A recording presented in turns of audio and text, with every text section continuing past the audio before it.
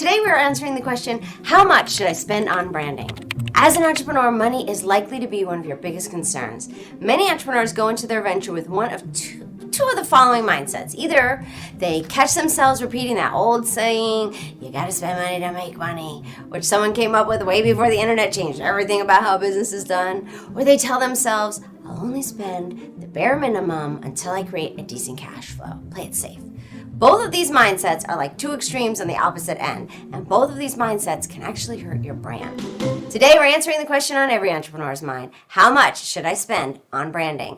Ultimately, the amount you invest in yourself, your education, your time, your financial resources, towards your actual goals, not the goals of others, not the distractions of others, not the temporary crises of another, that can be so tempting to drop what you're doing to get into the temporary savior of someone else's, fixable problem. Ultimately, the amount you invest in yourself is the amount you believe you're worth investing in. The resources you are willing to pour into your own performance over all other distractions. When you look back at the times where you spent your resources, your time, your money, your energy on what I lovingly refer to as dream delayers, ask yourself, were the dream delayers worth it? Do I feel more secure? Do I feel more accomplished because of the investment in these other things? Or am I still wondering how the heck people are getting business off the ground so quickly and I'm not? Today we're going to discuss how successful entrepreneurs are using their startup resources wisely without damaging or doing a disservice to their brand. And at the end of this episode, I'm going to give you the answer key to passing the blink test. It's an amazing resource for building your brand, so be sure not to miss out on that. Okay, so yes, you want to spend your startup money wisely, but to build a brand this year now, finally, you're beyond ready to come out of nowhere. You're beyond ready to become an inspiration to millions. You feel that dream knocking on your door. And here's what you need to know to start off strong yourself. The top 3 things an entrepreneur can't be afraid to invest in. Number 1, never be afraid to invest in good people. Now, when I say good people, I mean people who are trustworthy, people who deliver what they say when they say they will. No house can stand on a wall that isn't there. A recent study found that an average successful brands reported spending between 25 and 50% of their initial budget on payroll, with an additional 1 to 5K dedicated to professional consultants. And new brands who choose to take a more DIY approach in attempting to save money usually find themselves spending even more further on down the line because they accidentally filed their taxes incorrectly when they should have consulted with a tax expert, or they ended up paying thousands of dollars in legal fees because they didn't hire a liability consultant, or they wind up needing to undergo an entire rebrand because they didn't consult with a branding expert. I get that call a lot. One of the key advantages to investing in people is having a vast expanse of expertise, reinforcing your brand in areas you might not have the most experience in personally. Invest in the kind of people whose values and ethics, yes, are aligned with your brand's values and ethics, and who possess particular strengths, talents, and expertise that can take your innovative ideas to the next level. As fun as it is to say, she's my mini-me, or, she's just like me, you don't want to hire people just like you. You want to hire people who are better than you at something your brand needs to strengthen. Are you a great visionary but weak when it comes to systemizing your process? That position is a great position to invest in, to strengthen the value of your entire company. They will have ways to systematize that are, as my accountant puts it, more eloquent than you could have ever thought of. Because this is their sweet spot. This is their area to shine. Let them shine in it. When you invest in good people, your main job is to let them shine, not to bog them down in no buts or personal fears or failure. When you hire people who are fulfilling your weakness with their strength, let them do it. Let them be strong. Let them be innovative. Let them enjoy the ownership in what they do. Steve Jobs once said, it doesn't make sense to hire smart people and tell them what to do. We hire smart people so they can tell us what to do. Sounds pretty good, doesn't it? If your startup budget isn't large enough to build your entire dream team, choose to hire people to do the jobs you don't have expertise in. And choose to do the grunt work yourself. Many entrepreneurs hire first for ease, things they don't want to do. This is merely hiring to get out like the chores out like a child would if he had the budget. There are always ways to work hard that you don't want to do when you begin something. But if you don't hire people to do the elements necessary to build your brand that you can't currently do, then there will not be a dream brand, which will lead you to not having to do the hard work you didn't want to do, yeah. And it will also lead to another year of dream distractions rather than dream in action. Actually, you know what? Let's include a masterclass for you that is perfect for this topic. It's called How Much Do I Spend on a Logo? I'll be sure to add that for you in the description below. And you're going to be amazed at the return of investment that is possible from hiring the right person to do something that seems as simple as a company logo, but adds value to your brand 24/7 and only accrues value every time it's used. Number 2, never be afraid to invest in quality materials. If you have a great brand that really sings to the hearts of your ideal individuals, makes them feel at home, and makes buying from your brand like the easiest decision they make all day, but if the quality of the product or service they receive isn't aligned with the quality of your branding, game over, trust broken. Really, every good thing they thought about your brand will be erased by the shoddy product they received.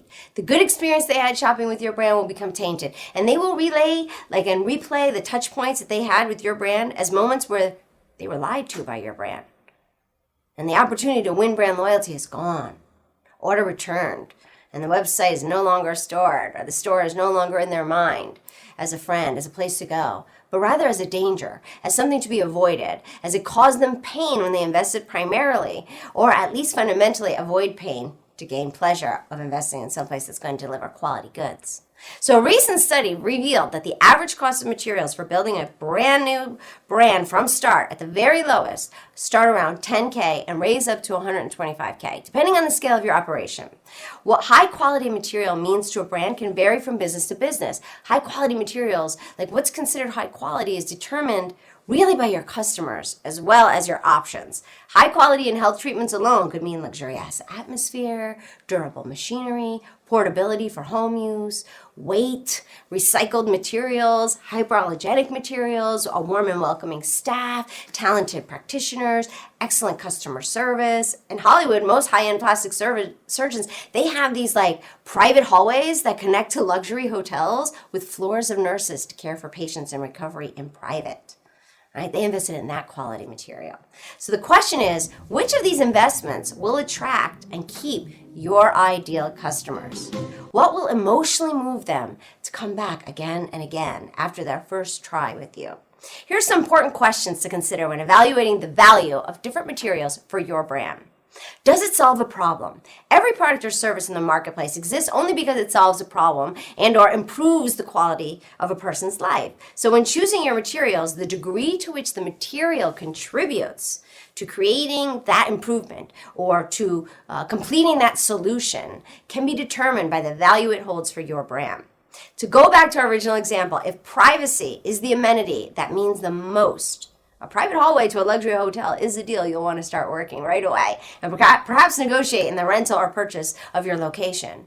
If it's not an option, a private parking lot with a shuttle will also work. You can get creative. But really, it's all about knowing what is most important to your ideal customers. And if that's not your expertise, it's a hire, a great hire.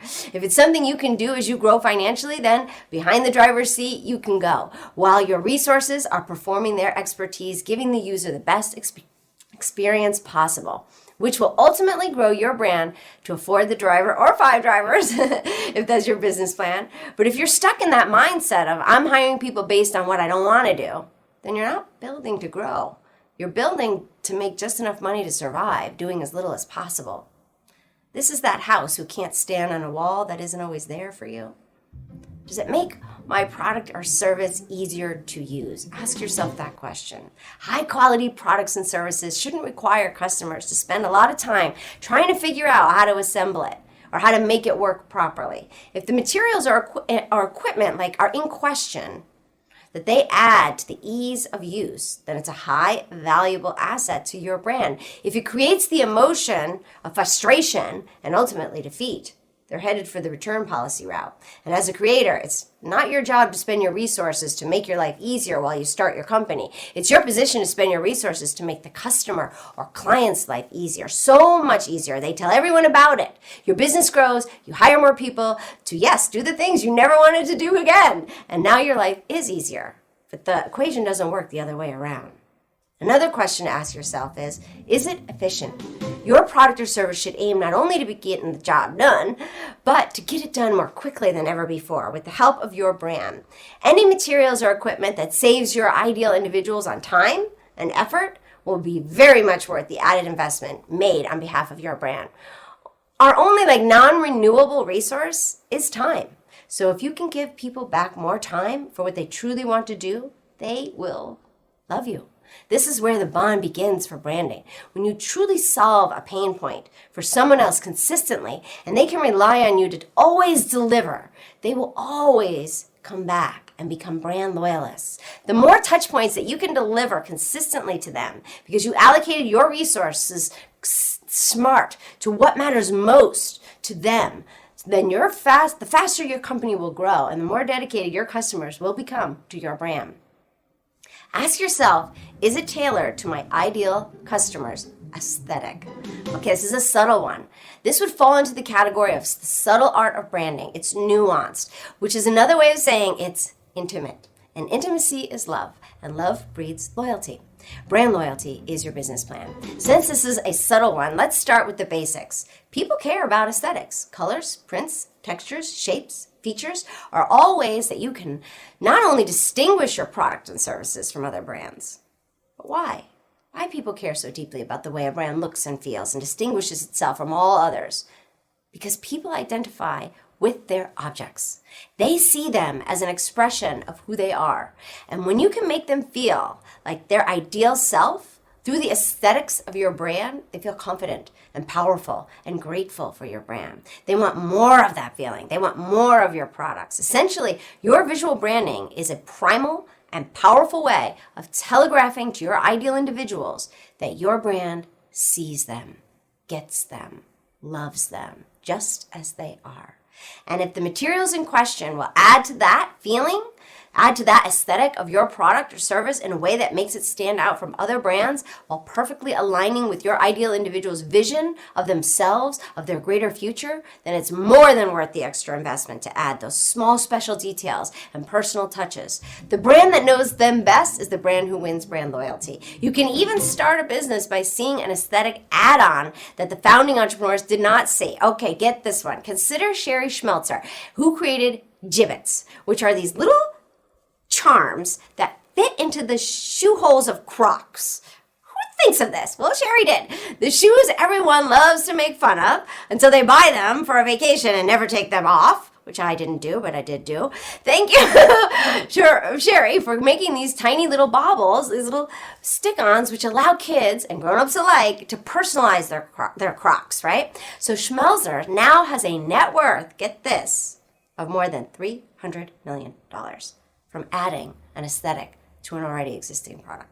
The most important thing to bear in mind when making purchase decisions for the materials and equipment your brand needs to launch is that high-quality products and services are vital to keeping your brand's promise. And it's the final and most important test you must pass in order for your brand to trigger that coveted realm of word-of-mouth advertising. Because once your amazing product or service enters your customer's life, and it works seamlessly, it delivers exactly as promised, and it succeeds in the ultimate goal of making that customer's life better. Guess what happens? That customer feels smart for choosing your brand. They feel proud of themselves for using their money to own satisfaction.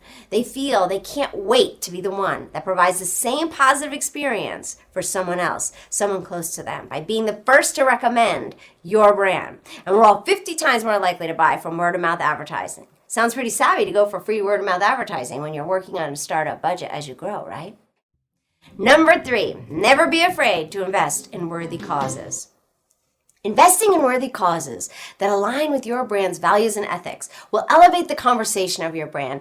The conversation your brand is having with your audience to a place that is more meaningful than just sales. It allows your brand to express dedication to the community it serves. It connects your brand with in a more deep way with your customers. It makes your customers feel proud to associate themselves with your brands.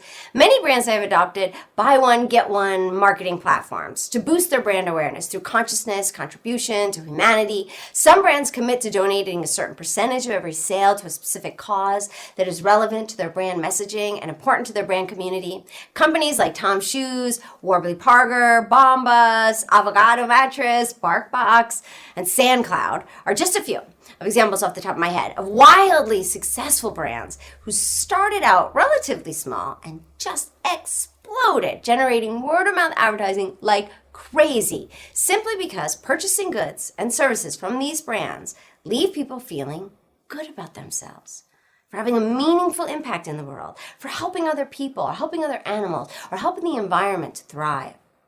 How about a couple of statistics to really drive this point home? A poll taken in 2018 by Gallup discovered that 65% of Americans believe that companies should prioritize what is best for society over economic growth. Today, in 2021, just 3 short and yet very long years later, that percentage has shot up to 77%. Whatever ways you discover for your brand to invest in worthy causes, the return of investment for your brand has so many wins. Your brand gets to make the opportunity to make people's lives better. Your customers get to feel like they're doing their part to make the world a better place every time they support your brand. And in the process, you create much meaningful content to share on your social media sites that has the ability to stir up real conversations and form lasting bonds with your community, drawing them ever closer to your brand. So there you have it, the trifecta for triggering word-of-mouth advertising. Use it only if you're an entrepreneur who's building a brand to come out of nowhere and do good in this world. Because this strategy is about playing the long game and creating lasting and sustainable relationships within your community. As I promised, I want to give you the answer key for passing the blink test. This is a resource that's going to include everything you need to know about how to win over your audience in that first make it or break it 1 to 3 seconds they encounter your name, tagline, and logo. And it also has an exclusive overview of my 10 landmarks of branding. You're going to love it. So be sure to check that out in the description below or in my bio if you're checking this episode out on IG. Thank you so much for joining me. I enjoyed this episode. I hope you enjoyed it too. Hit the subscribe button and don't forget to also click the bell so you don't miss a single thing. I release new videos every Tuesdays and Thursdays, so keep treating these episodes as your personal masterclass for becoming an inspiration to millions with your branding. And that always begins with our motto, love what you do and love how you do it. Thanks for watching. Don't miss out on a single thing. Subscribe below. And here's something else I think you'll love.